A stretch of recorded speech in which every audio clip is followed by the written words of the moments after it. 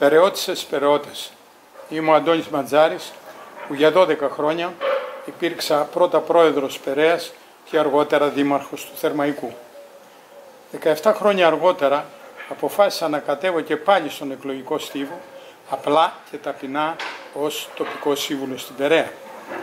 Πήρα την απόφαση αυτή διαπιστώνοντας καθημερινά ότι η επερχόμενη δημοτική διοίκηση είναι περιορισμένων δυνατοτήτων και σε καμιά περίπτωση δεν μπορεί να ανταποκριθεί στις αναπτυξιακές ανάγκες του Δήμου μας. 4 χρόνια τώρα, όχι μόνο υπήρξε ανίκανη να υλοποιήσει όρημα έργα που παρέλαβε, αλλά έχασε και δεσμευμένα κρατικά και ευρωπαϊκά κονδύλια και χρηματοδοτήσεις.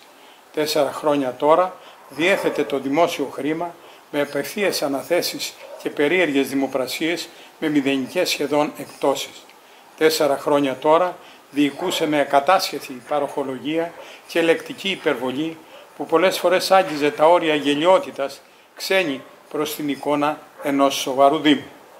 Για πρώτη φορά άνθρωποι της τοπικής αυτοδιοίκησης, αρχηγοί παρατάξεων, τέως δήμαρχοι και κοινοτάρχες, παραμερίζοντας προσωπικές φιλοδοξίες και κομματικές προτιμήσεις, αποφασίσαμε να συγκροτήσουμε μια ενιαία παράταξη. Ο Αντώνης Καζάκης, ο Νίκος Παράσχου, ο Γιώργος Χατζηβαλάσης, εγώ δημιουργήσαμε την συμπαράταξη όλοι μαζί με επικεφαλή στο Γιάννη Μαυρομάτη, πρώτο μεταξύ ίσων.